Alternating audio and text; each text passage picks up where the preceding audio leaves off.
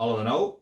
Avui explicarem la cinquena tècnica d'aquest curs de tècniques per optimitzar el temps, per teletreballar de forma més efectiva. I es tracta de la cinquena. I és una tècnica que es denomina dels 2 minuts. La va desenvolupar un enginyer que es deia Davin Allen.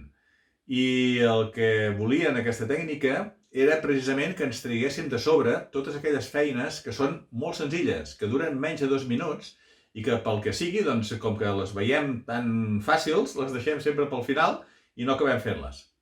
Si ho recordeu, aquesta tècnica vindria a complementar l'anterior, la de menjar-se la granota, la de fer al principi de la jornada aquella feina que és més difícil, que trobarem més complicada.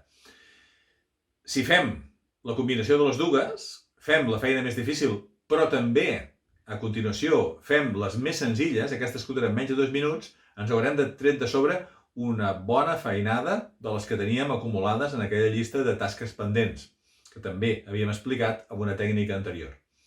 Bé, res més d'aquesta tècnica. Espero que en la propera puguem repassar una altra manera d'optimitzar el temps. Ens veiem.